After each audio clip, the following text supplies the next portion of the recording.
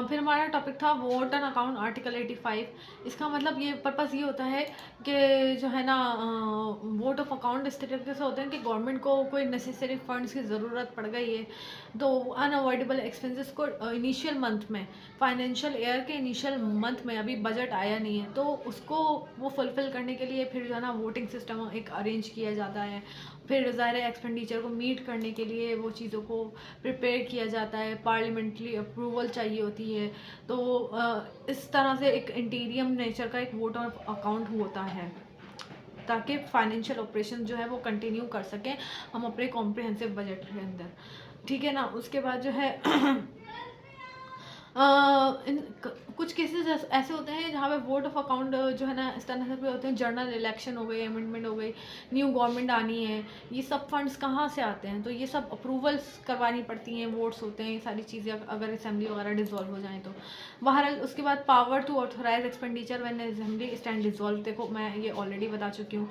फिर जो है ना सेक्रेटेरिएट ऑफ मजलिस शुरा, मतलब पार्लियामेंट की रिक्रूटमेंट के लिए भी भाई ये सारे एक्सपेंडिचर जो है वो हर पार्लियामेंट का सेपरेट सेक्रेटेरिएट है और उसकी रिक्रूटमेंट की कंडीशंस और सर्विसेज और रेगुलेशन बाय लॉ होती है।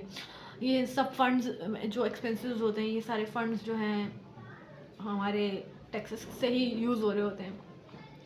फाइनेंस कमेटी होती है बाकायदा जिसमें स्पीकर ऑफ चेयरमैन होता है, मिनिस्टर ऑफ फाइनेंस इलेक्ट किया जाता है और उसके मेंबर्स इलेक्ट किए जाते हैं। और प्रोविंशियल फाइनेंशियल प्रोसीजर भी सेम होते हैं, जो प्रोविंशियल असेंबलीज होती हैं उसके अंदर बिल्कुल सेम एनुअल बजट, प्रोविंशियली लेवल पे भी बजट्स हमारे आते हैं तो वो सारी चीज़ें, उसके लिए भी वोट्स होना, डिसॉल्व होना और फिर उसके बाद जो है सिलेक्शंस होना, इलेक्शंस होना, ये सारी चीज़ें, इन सबको भी क्या कहते हैं ये सारे आर्टिकल जो हैं हम ऑलरेडी पढ़े हुए हैं। तो कॉन्स्टिट्यूशन ऑफ पाकिस्तान में ये इसी तरीके से इम्प्लीमेंट होते हैं। तो ये सब कुछ जो है ना टैक्सेशन के थ्रू और फाइनेंशियल अकाउंट्स, ऑब्वियसली इसमें अकाउंटिंग का बहुत बड़ा एक इम्पैक्ट पड़ता है, अकाउंट्स का भी बहुत बड़ा इम्पैक्ट होता है इसके अंदर। तो अकाउंटिंग जिसकी अच्छी होगी वो बहुत अच्छी तरह समझ जाएगा। Bharat distribution of revenue between federation and province, federation और प्रोविंस के अंदर डिस्ट्रीब्यूशन किस तरह होगी, तो इंट्रोडक्शन है सबसे पहले। Distribution of revenue between federation and province जो है वो क्या करता है, वो आउटलाइन सेट करता है, वो मैकेनिज्म सेट करता है जिसमें हम डिटरमाइन कर सकें कि कौन से रेवेन्यूज़ फेडरेशन से आने हैं, कौन से रेवेन्यूज़ प्रोविंस से आने हैं और किस तरीके से उसके एक्सपेंडिचर हो रहे हैं। नेशनल फाइनेंस कमेटी बनाई जाती है जो जिसका मिनिस्टर होता है, मिनिस्टर ऑफ फाइनेंस से ये अपॉइंट किया जाता है हर 5 साल के लिए। उसकी रिस्पॉन्सिबिलिटी होती है कि वो उन सारी चीज़ों को देखे, नेट टैक्स को प्रोसीड करे, ग्रांट ऐड करे, बोरोइंग पावर्स होती हैं उसके पास और फाइनेंशियल मैटर्स को डील करने होता है उसमें। सही है ना। Specified taxes of distribution include income tax, sales tax, purchase tax, export duties, duties of excise and others, ये सारे उसके पास नेशनल फाइनेंस कमेटी के पास ये सारी अथॉरिटीज़ होती हैं। और प्रोविंस का कितना शेयर होता है वो सारी चीज़ें वो डिसाइड करता है। और बाय एनुअल उस रिपोर्ट को जो है ना फेडरल और प्रोविंस मिनिस्टर मिल के जो है ना उसको मॉनिटर करते हैं। प्रेसिडेंट जो है उसको जो है ना रिकमेंडेशंस देता है, उसमें उसके इश्यूज़ को उस पर ऑर्डर्स पे स्पेसिफाई करता है, उसके शेयर्स को एलोकेट करता है ईच प्रोविंस के लिए। ठीक है। Natural gas and hydro electric power, जो यहाँ से फंड जो जनरेट होते हैं वो जाहिर सी बात है वो कहाँ पे किए जाते हैं, उसका जो प्रॉफिट होता है वो पेड किया जाता है प्रोविंस लेवल पर जहाँ पे वो रिसोर्स सिचुएटेड होती है। अगर वो सिंध में है, सिंध से अगर वो प्रॉफिट आए तो वो उसका फंड जो है वो सिंध में ही जाएगा, ठीक है ना, पंजाब में नहीं जाएगा।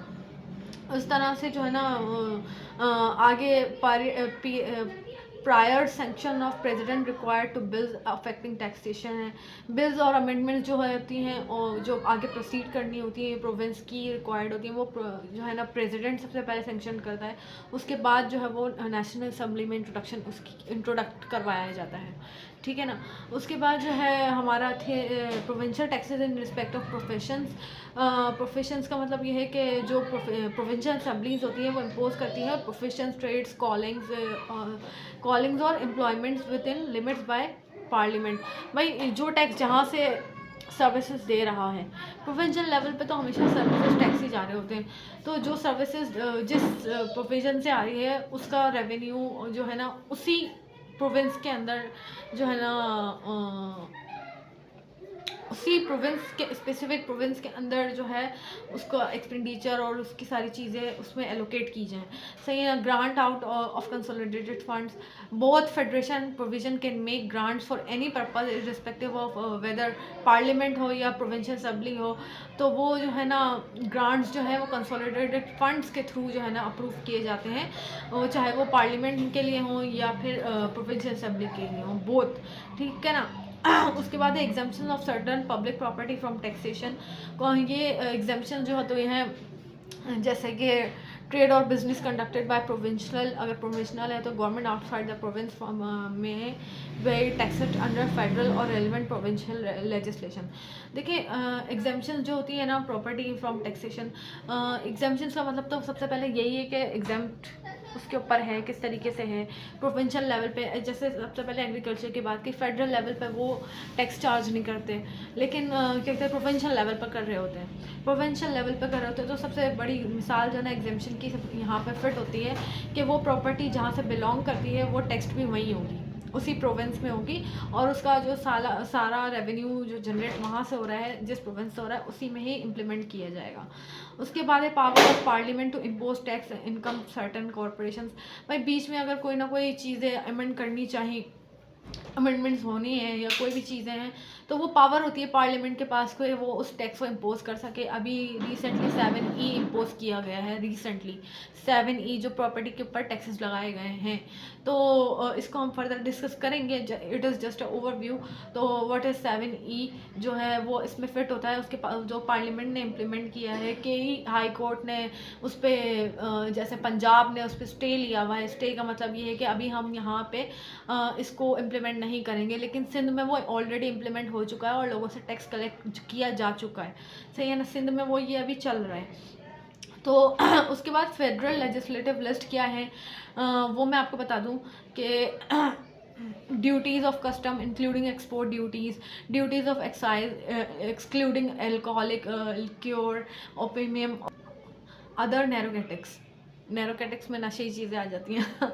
ठीक है ना? Taxes on income excluding agriculture income and corporation, taxes on income and corporation कर सकते हैं, ये फेडरल लेवल पे आती हैं।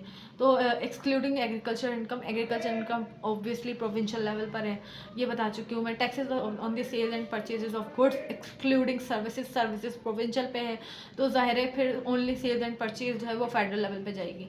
फिर taxes on capital value of assets, capital value of assets मतलब वही कैपिटल गेन का जो है हम अगर टैक्स काटते हैं तो वो फेडरल पे जाएगा। एक्सक्लूडिंग इमूवेबल प्रॉपर्टी जो है वो हमेशा प्रोविंशियल लेवल पर जाती है। ठीक है ना? Taxes on mineral oil, gas and mineral for nuclear energy, ये फेडरल है। Taxes and duties on production capacity of plants and machinery etcetera, ये फेडरल है। टर्मिनल टैक्सेस ऑन गुड्स और पैसेंजर कैरिड बाय ट्रांसपोर्टेशन, ये सब जो है वो प्रोविंशियल है, वो फेडरल लेवल पर है। प्रोविंशियल लेवल पे कौन कौन से? Agriculture income tax, sales tax on services, transfer of immovable property, ये भी प्रोफेशनल टैक्सेस हो गए, लग्जरी हाउसेस हो गए, और रजिस्ट्रेशन ऑफ लग्जरी व्हीकल्स मतलब गाड़ियाँ वगैरह हो गई, और प्रॉपर्टी टैक्स, ये सारे टैक्सेस जो हैं वो प्रोविंशियल लेवल पर आते हैं। ठीक है? तो मैंने फेडरल और प्रोविंशियल दोनों लेवल के टैक्सेस भी आपको बता दी कि कौन कौन से टैक्सेस जो है कहाँ कहाँ अप्लाई होते हैं, इनके रेवेन्यू कहाँ कहाँ से जनरेट होते हैं और किस किधर एलोकेट किए जाते हैं। एथिक्स क्या होते हैं कि एथिक्स जो है एक एम्फेसाइजिंग वर्चू टेम्परेंस, करेज और जस्टिस की बात की जाती है एथिक्स के अंदर। तो एथिक्स के टैक्स एडमिनिस्ट्रेशन और पिलर्स ऑफ टैक्स एडमिनिस्ट्रेशन कौन कौन से हैं? सबसे पहले तो ना एथिक्स का पर्पस समझ लेते हैं कि फेयरनेस होनी चाहिए। सही है ना? उसके बाद फेयर एंड न्यूट्रल एडमिनिस्ट्रेशन होनी चाहिए, ट्रांसपेरेंसी, क्लियरेंस और विजिबल प्रोसीडिंग होनी चाहिए, इक्विटी होनी चाहिए, बैलेंसिंग होनी चाहिए, अकाउंटेबिलिटी होनी चाहिए, होल्डिंग और रॉन्ग डूअर्स अकाउंटेबल होने चाहिए, रिस्पॉन्सिबिलिटीज़ क्या क्या हैं, ओबे करें हम टैक्स लॉस को विदाउट एग्जेम्पशन, मेंटेन करें honesty, integrity, provide quality services, प्रमोटली preserve tax payer information confidently, tax payer की इन्फॉर्मेशन को कॉन्फिडेंशियल रखा जाए, इस तरह लीक ना किया जाए, ठीक है ना। उसके बाद जो है क्या कहते हैं, ethics for tax practitioner. Tax practitioner जो टैक्स का काम कर रहे हैं उनके क्या एथिक्स हैं, वो ये हैं कि ना पहले जो हमने डिस्कस किए हैं वो टैक्स एडमिनिस्ट्रेशन के एथिक्स थे। अब टैक्स प्रैक्टिशनर के जो एथिक्स हैं वो है कि वो ऑनेस्टली दिखाए, फेयर डीलिंग दिखाए, ट्रुथफुलनेस दिखाए, अवॉइड करे बाइसनेस को, कॉन्फ्लिक्ट्स को, इंटरेस्ट को। उसके बाद जो है ना प्रोफेशनल कॉम्पिटेंसेस दिखाए, मेंटेन अप नॉलेज, अपनी स्किल्स को इम्प्रूव करे और मेंटेन रखे, कॉन्फिडेंशियली रिस्पेक्टिवली क्लाइंट्स की इंफॉर्मेशन को प्राइवेसी में रखे, ठीक है ना, अपना बिहेवियर उसी तरीके से रखे जो टैक्स के अंदर प्रैक्टिस कर रहे हैं, ठीक है ना। प्रैक्टिस का करने का मतलब ये है कि जो लोग लोगों की हेल्प कर रहे होते हैं टैक्स भरने में, रिटर्न्स वगैरह में, उनके एथिक्स क्या क्या हैं, ठीक है ना। एथिक्स ऑफ टैक्स पेयर क्या है, तो टैक्स पेयर के एथिक्स ये हैं कि वो क्या कहते हैं, ज़ाहिर सी बात है कंप्लाइंसेस करे, अपना टैक्स भरे, और ड्यूटी बेस्ड एथिक्स यही हैं उसके। कंडक्ट ऑफ टैक्स पेयर क्या है, टैक्स अवॉइडेंस, वो अपनी जो है ना टैक्स अवॉइडेंस को, लीगल एक्सप्लॉयटेशन से बचे, टैक्स को बचाए नहीं। टैक्स एविजन का मतलब है टैक्स को खाना, टैक्स अवॉइडेंस और टैक्स एविजन का दोनों अलग अलग हैं। टैक्स अवॉइडेंस का मतलब होता है एक्सप्लॉयटेशन, टैक्स लॉ को एक्सप्लॉइट कर रहे होते हैं, और टैक्स एविजन तो टोटली इलीगल है, ये एवॉइड कर रहे होते हैं टैक्सेस को। विसल बॉलर का मतलब वो है कि एक बंदे ने आके ना किसी भी अथॉरिटी को, गवर्नमेंट अथॉरिटी को जो टैक्स कलेक्ट करते हैं उनको आके एक इन्फॉर्मेशन दी कि फला बंदा जो है ना वो टैक्स एविजन कर रहा है, इलीगल एक्टिविटी में इन्वॉल्व है वो, और तो उसका जो है ना करप्शन कर रहा है या फ्रॉड कर रहा है या मिसकंडक्ट कर रहा है, आके उसने वो रिपोर्ट कर दिया तो उसको विसल बॉलर किया जाता है, और उसकी सारी इन्फॉर्मेशन को कॉन्फिडेंशियल रखा जाता है, कभी भी लीक नहीं किया जाता। और फिर वो जाके उसको रेड करते हैं और पकड़ते हैं और वो इन्फॉर्मेशन सही निकलती है तो बस फिर विसल बॉलर को तो इनाम मिलता है, तो वो तो मिलता है उसका, उसे किसी ने निकाल लिया है, उसने किसी कोई निकाल लेता है अपनी क्या कहते हैं खंदक, किसी के बारे में पूरी इन्फॉर्मेशन जो होते हैं ना स्पाई बन के, सारी इन्फॉर्मेशन है उसके पास बिजनेस की, ये विसल बॉलर अक्सर अंदर के बंदे होते हैं जो बन जाते हैं। खैर, बेसिक कॉन्सेप्ट ऑफ टैक्सेशन पर आते हैं। तो बेसिक कॉन्सेप्ट क्या है, स्कोप ऑफ द टैक्स ये है कि टैक्सेस को इम्पोज करना, लॉ को डिफाइन करना और स्टेटिंग करना एवरी पर्सन और टैक्सेबल इनकम बेस्ड करती है, और एप्लीकेबल करना टैक्स रेट को उस पर जो एबल है टैक्स पे करने के, ठीक है ना। ये बेसिक कॉन्सेप्ट है टैक्सेशन का। की क्वेश्चन क्या होते हैं, what is the tax year, how is taxable income computed, वो who is consider a person कैसे कंसीडर किया जाएगा कि वो टैक्सेबल टैक्स के रडार में आता है कि नहीं आता, and what are the applicable tax rates, procedure for tax levy. तो ये सारी चीज़ें जो है ना हम डिस्कस करते हैं आगे, ठीक है ना। टैक्स ईयर क्या होता है, नॉर्मल टैक्स ईयर ये होता है कि 12 मंथ का होता है, जो 1 जुलाई से ले के नेक्स्ट ईयर के 30 जून को एंड होता है, ये फाइनेंशियल ईयर होता है। स्पेशल टैक्स ईयर ये होता है कि हम कमिश्नर के अप्रूवल से कभी कभी जो है ना अप्रूव करवाते हैं कि हमें जनवरी से दिसंबर तक का टैक्स ईयर दिया जाए, तो वो स्पेशल टैक्स ईयर कहलाता है। नॉर्मल से स्पेशल टैक्स ईयर कहलाता है, जो 1 जनवरी टिल 30 दिसंबर तक होता है, 12 महीने इंक्लूड होते हैं। ट्रांजैक्शनल टैक्स ईयर ये होता है कि बिटवीन किसी का नॉर्मल चल रहा है तो अब वो स्पेशल टैक्स ईयर पे जाना चाह रहा है, ठीक है ना। तो अगर उस पर जाना चाह रहा है तो इस वक्त वो जहाँ खड़ा हुआ है उसके 6 मंथ तो काउंट होंगे ट्रांजिशनल टैक्स ईयर में, फिर उसके बाद जब उसका स्पेशल टैक्स ईयर शुरू हो जाएगा तो फिर वो जो 6 ईयर का है वो 6 मंथ का है, 6 मंथ जो काउंट होंगे वो ट्रांजिशनल टैक्स ईयर में होंगे, और बाकी जो है ना फिर उसका जब स्पेशल टैक्स ईयर स्टार्ट हो जाएगा, जैसे सपोज करें जून में उसने एप्लीकेशन लगाई कि भाई मैं स्पेशल टैक्स ईयर पे जाना चाह रहा हूँ, मेरा टैक्स ईयर जनवरी से स्टार्ट किया जाए, जनवरी टू दिसंबर किया जाए, तो फिर वो जून से लेकर दिसंबर तक का जो एरिया है वो ट्रांजिशनल टैक्स ईयर है। कंपटीशन कैसे होती है उसकी वो हम देखें विद बड़ी डिटेल के साथ इसको हम पढ़ेंगे कि इसकी कंपटीशन कैसे होती है, इनकम की टैक्स कलेक्शन कैसे होती है, किस तरह से इसको ट्रीट किया जाता है, रिप्रेजेंट किस तरह किया जाता है, हेड ऑफ इनकम क्या क्या होते हैं, सैलरी है, प्रॉपर्टी है, बिजनेस इनकम है, कैपिटल गेन है, अदर सोर्सेज है, इसको भी हम बड़ी डिटेल में डिस्कस करेंगे। उसके बाद इसको सम कैसे किया जाता है और सारे हेड्स में एग्जाम्पशंस कैसे होती हैं, डिडक्टेबल अलाउंसेस कैसे होते हैं, ये सब भी हम चैप्टर वाइज डिस्कस करेंगे। इट्स जस्ट अ ओवरव्यू होती है, कंप्यूटेशन कैसे होती है। ओके, तो डिडक्टिबल अलाउंसेस पहले मैं आपको बता दूं कि क्या होता है। डिडक्टिबल अलाउंसेस में ज़कात भी आ जाते हैं, वेलफेयर फंड भी आ जाते हैं, और प्रॉफिट ऑन डेट भी आ जाता है, और एजुकेशन एक्सपेंसेस भी होते हैं। ये सब डिडक्शंस में आते हैं जो हमारी टल लाइबिलिटी को कम करते हैं। वो किस तरह करते हैं वो भी हम इन डिटेल चैप्टर वाइज पढ़ेंगे। पर्सन्स कौन कौन होते हैं, इंडिविजुअल हो गए, कंपनी हो गए, AOPs हो गई, ये और स्पेसिफाइड एंटिटीज़ जो अलग से एंटिटीज़ हों, ये सब पर्सन्स कहलाते हैं। ठीक है ना, पर्सन का मतलब वैसे इंग्लिश में तो एक इंसान होता है, लेकिन लॉ की ज़ुबान में अगर हम देखें, इनकम टैक्स लॉ की ज़ुबान में देखें, तो ये एक डेफिनेशन है जिसमें इंक्लूड इंडिविजुअल, यानी कि एक इंडिविजुअल बंदा ना, एक कंपनी, एक इंडिविजुअल कंपनी, और एक AOP फर्म्स होती हैं, पार्टनरशिप फर्म सबसे ज़्यादा इसको कहते हैं, एसोसिएशन ऑफ पर्सन्स, और स्पेसिफाइड एंटिटीज़ जो स्पेसिफाई की गई हो। ठीक है ना, उसको पर्सन कहा जाएगा। टैक्स पेयर वो होते हैं जो टैक्स पे कर रहे होते हैं। फाइलर वो होते हैं जो टैक्स पेयर लिस्ट में आ रहे होते हैं। नॉन फाइलर वो होते हैं जो लिस्ट में नहीं आ रहे होते, वो टैक्सेस नहीं पे कर रहे होते हैं, बट टैक्स पेयर भी रजिस्टर्ड होते हैं। ठीक है ना।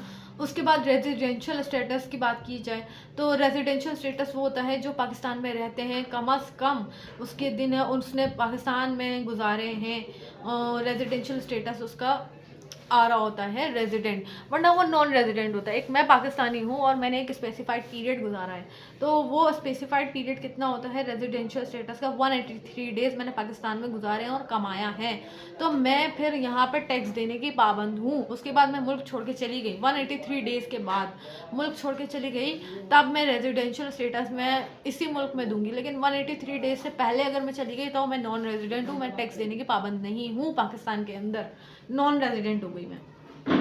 ठीक है ना, तो फिर मैं नॉन रेजिडेंट वाला अपना टैक्स जो है वो जमा करवाऊंगी। उसी तरह क्या कहते हैं, रेजिडेंशियल कंपनी होती है जिनका कंपनी का हेड ऑफिस जो है ना वो रजिस्टर्ड हो इस पाकिस्तान के मुल्क में, तो वो रेजिडेंशियल कंपनी होगी, और अगर हेड ऑफिस रजिस्टर्ड हो किसी और मुल्क में तो वो नॉन रेजिडेंट कंपनी होगी।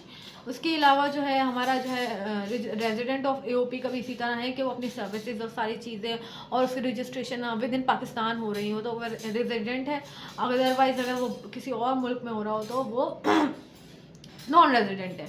ठीक है ना। अच्छा, एग्जाम्पल है इंडिविजुअल की जो 183 डेज़ रहते हैं, 183 डेज़ गुजारेंगे ड्यूरिंग टैक्स ईयर 2024, अब जो चल रहा है जुलाई टू जून, 1 जुलाई से 2024 स्टार्ट हो गया है, और टिल 38 जून 183 डेज़ अगर वो इस मुल्क में गुजारेगा और कमाएगा तो वो रेजिडेंट, उसका स्टेटस क्या होगा, रेजिडेंशियल, इंडिविजुअल का रेजिडेंशियल होगा। ठीक है ना, रेजिडेंट होगा वो, वरना वो नॉन रेजिडेंट कहलाएगा 183 डेज़ से पहले अगर वो पाकिस्तान छोड़ के चला गया तो। ठीक है ना। इसी तरह कंपनी का तो मैं बता चुकी हूँ, और बाकी ग्लोबली इनकम अगर जनरेट होती है तो वो मैं AOPs का मैं बता चुकी हूँ।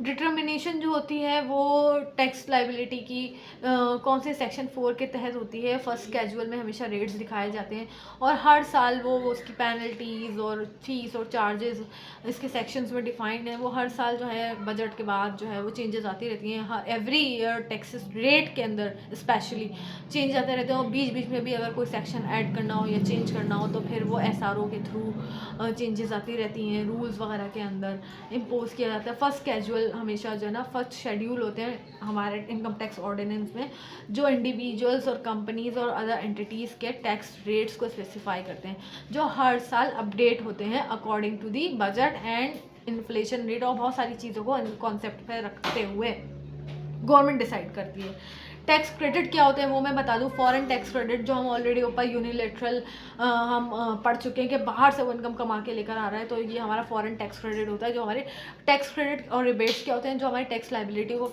कम कर रहे होते हैं। ठीक है ना, वो हम कैलकुलेशन जब हम करेंगे तो वो हम फर्दर डिस्कस करेंगे। उसमें चैरिटेबल डोनेशंस हो गए, कंट्रीब्यूशन अप्रूव पेंशन फंड हो गए, फिर अलाउंसेस फॉर एम्प्लॉयमेंट मैन्युफैक्चरर हो गए। ठीक है ना, उसके बाद जो है full time teachers second schedule में आता है, इसको भी क्रेडिट मिलता है। वो लोग भी अपना जो है रिबेट्स वगैरह और टैक्स क्रेडिट वगैरह क्लेम करते हैं अगर फुल टाइम टीचर्स हो तो।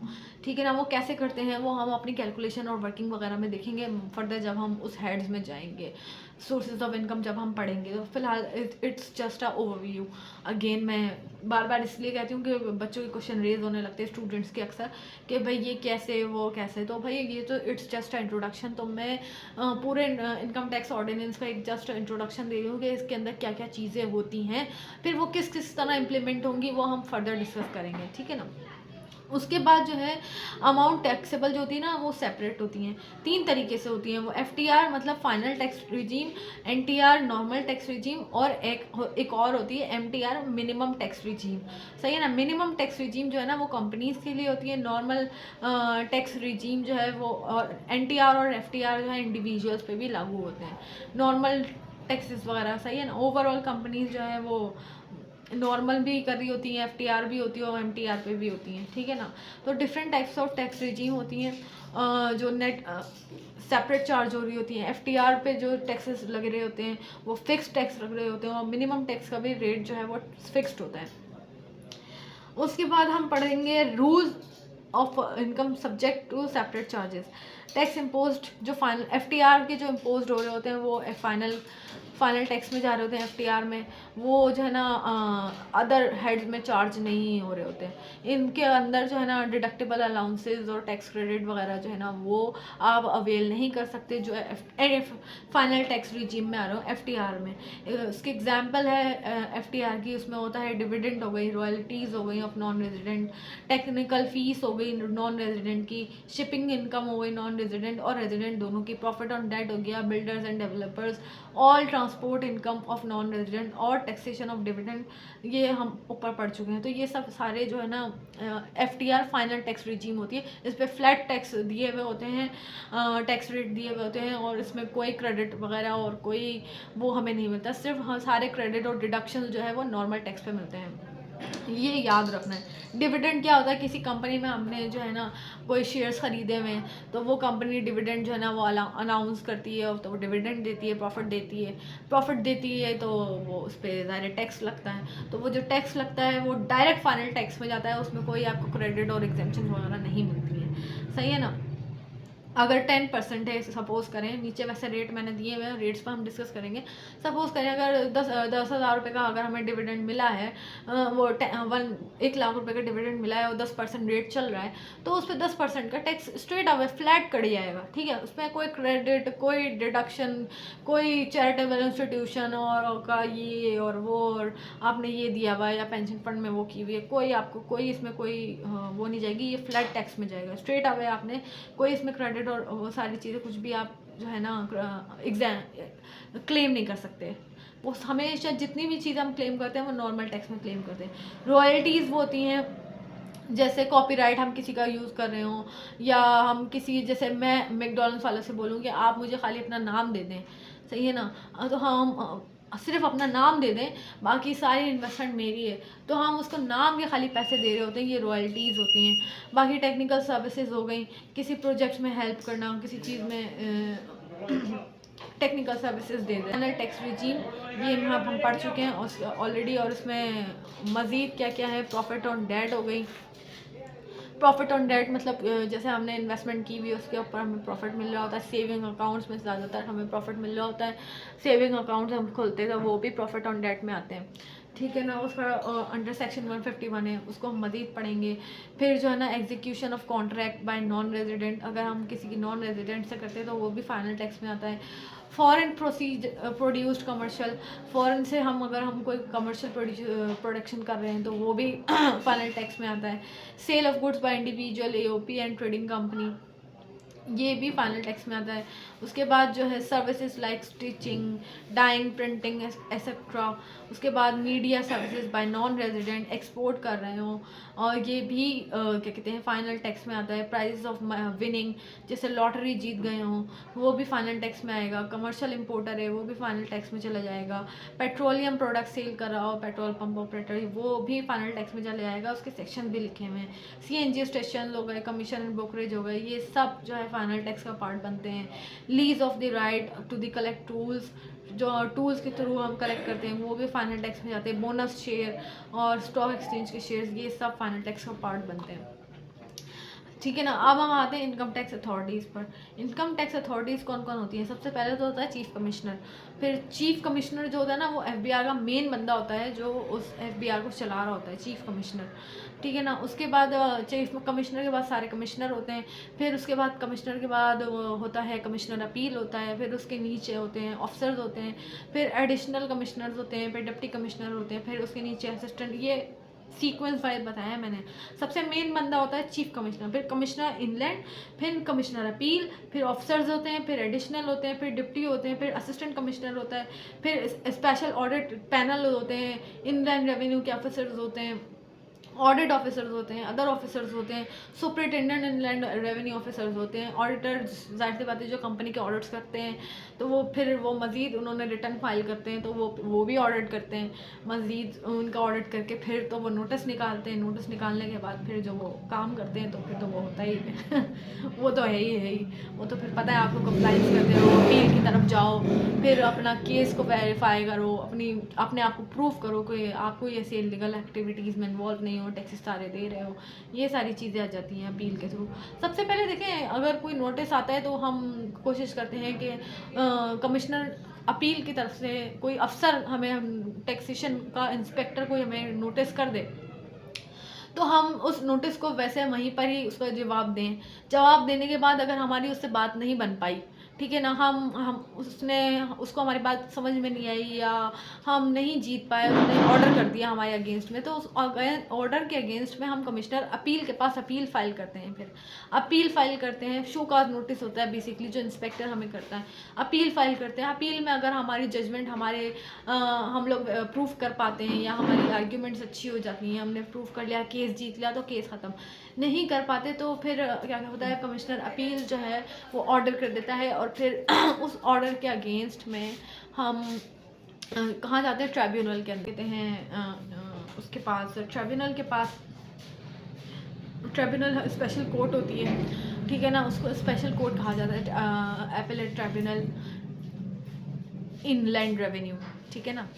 उनके पास से अगर हमारा ऑर्डर नहीं हो पाता, अगर हमारा ऑर्डर हमारे अगेंस्ट, वहाँ पर अगर हमारी जजमेंट जो है, उसकी जजमेंट, जज की जजमेंट हमारे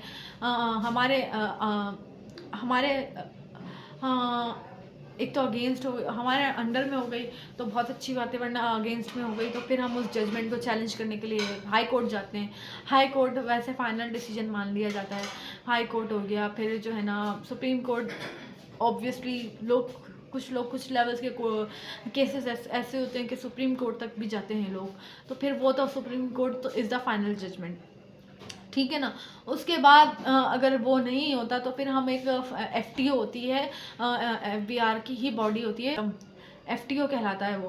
तो वो उसमें क्या होता है कि आर्बिट्रेशन चलती है, उसमें सेटलमेंट्स होती हैं कि इस केस पे ऐसा ऐसा है, अब हो गया है, अब ऐसा नहीं है, वैसा नहीं है, तो उसमें एक सेटलमेंट वाला मामला सेट होता है। तो दोनों पार्टीज़ जो है वो एग्री करते हैं कि भाई इस तरह ऑर्डर्स हुए थे, ये हुआ था, वो हुआ था, तो अब क्या इसकी सेटलमेंट करनी है। तो उसमें सारे लोग मौजूद होते हैं, तो वो एफटीओ की तरफ भी लोग चले जाते हैं, ट्रिब्यूनल के बाद चले जाते हैं, डायरेक्ट एप्लीकेशन दे देते हैं एफटीओ को कि भाई हमारी सेटलमेंट करवा दो, बात बनी नहीं पा रही है, ऑर्डर अगेंस्ट हुए चले जा रहे हैं। तो वो भी हम मज़ीद पढ़ेंगे इनकम टैक्स के अंदर। उसके बाद आते हैं अपने टॉपिक की तरफ, करेंसी कन्वर्जन। वो हमने आपको बता दिया है, तो डेफिनेटली हम पाकिस्तान में रहते हैं, तो अगर हम किसी और मुल्क से कोई भी क्या कहते हैं इंपोर्ट करते हैं या एक्सपोर्ट करते हैं, या फिर हमें सर्विसेज लेनी हो, तो जाहिर सी बात है उसकी करेंसी में हम पेमेंट कर रहे होते हैं। तो करेंसी हमेशा PKR की कन्वर्जन जो होगी, या तो US डॉलर होगी या वो होगी, तो करेंसी कन्वर्जन का रेट जो है ना वो स्टेट बैंक डिसाइड करता है। डेफिनेटली रेट स्टेट बैंक ने डिफ़ाइन किए होते हैं। स्टेट बैंक तो नहीं डिफ़ाइन करता है, स्टेट बैंक को तो खुद मतलब एक ओवरऑल ग्लोबली हमारे जो वर्ल्ड बैंक है, IMF है, वो लोग सब रेट्स को देख रहे होते हैं, ऊपर नीचे रोज़ हो रहे होते हैं। बहरहाल करेंसी कन्वर्जन का मतलब यही है कि आप PKR को US डॉलर में कन्वर्ट कर रहे हो, या US डॉलर को PKR में कन्वर्ट कर रहे हो, तो वो फिर रेट्स के हिसाब से कन्वर्ट होते हैं, सही ना। बहरहाल उसकी समरी ये है मेन इनकम टैक्स ऑर्डिनेंस की।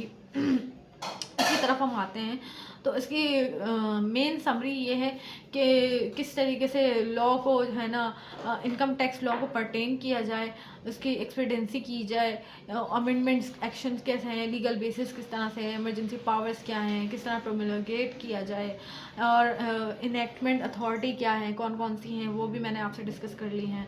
उसके बाद इनकम टैक्स रूल्स जो हैं, इनकम टैक्स रूल जो हैं वो ये होता है कि बीच में अगर कोई नोटिफिकेशन है, कोई SRO है, वो इनकम टैक्स रूल्स डिफ़ाइन कर रहा होता है, ठीक है ना, इनकम टैक्स रूल डिफ़ाइन कर रहा होता है और फिर वो जाके इनकम टैक्स ऑर्डिनेंस में अमेंडमेंट्स हो जाती हैं।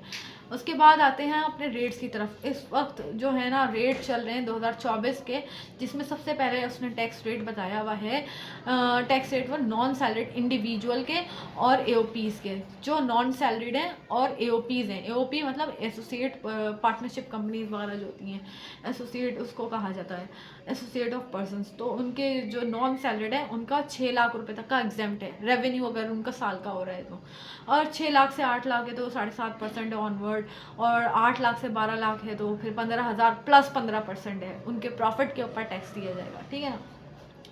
सैलरी ये देखिए फर्स्ट कैजुअल में डिफाइन होते हैं, ये भी मैंने लिखा हुआ है, first casual income tax ordinance में मौजूद होता है। टैक्सेस हमेशा हर साल एवरी ईयर जो है ना वो चेंज होते रहते हैं। तो सैलरीड पर्सन में 6 लाख तक सालाना जिसकी है, सालाना एनुअल बेसिस पर हम जाते हैं, एनुअल 6 लाख जिसकी उसका 0% टैक्स है, बाकी 6 लाख टू 12 जो है वो 2.5% है, और उससे ऑनवर्ड जो है जितनी वो बढ़ती चली जाएगी टैक्स रेट उसी तरह होता चला जाएगा। फाइनल है 60 लाख इन अबव जो है वो जो है ना उसका 10,95,000 है प्लस 35% है टोटल उसकी इनकम के ऊपर। फिर उसके ऊपर जब वो लाइबिलिटी निकल आती है ना, फिर तब हम जाके उसमें क्या करते हैं, टैक्स क्रेडिट हो गए, डिडक्शबल अलाउंसेस हो गए, फिर बीच बीच में जो हमने FTR की पेमेंट की भी होती है वो हो गई, तो वो सारी हम डिडक्शन फिर करते हैं, फिर टैक्स लाइबिलिटी को कम करते हैं और फिर पेमेंट बन रहा है या रिफंड बन रहा है वो देखते हैं। मिनिमम टैक्स हमेशा जो है ना देखें कंपनी पे अप्लाई होता है, इंडिविजुअल पे अप्लाई होता ही नहीं है। मिनिमम टैक्स हमेशा टर्नओवर पे अप्लाई होता है। कितना टर्नओवर है वो उसने बताया हुआ है, 1.25% इसका रेट है, ठीक है ना। और कंपनीज भी उसने बताई हुई है कि कौन कौन सी कंपनीज हैं, किस तरीके से हैं, तो वो सब हम देखते हैं। इलेक्ट्रिसिटी के बिल हो गए वो भी बताई हुई हैं। इम्पोर्ट्स ऑफ मोबाइल फ़ोन के कौन कौन से रेट्स हैं, जो स्मार्टफोन्स के जो रेट्स हैं तो वो कितने परसेंट होंगे, कितने नहीं होंगे, वो उसने बताए हुए हैं, ठीक है ना। ज़ाहिर है आजकल आईफोन बड़े मार्केट में,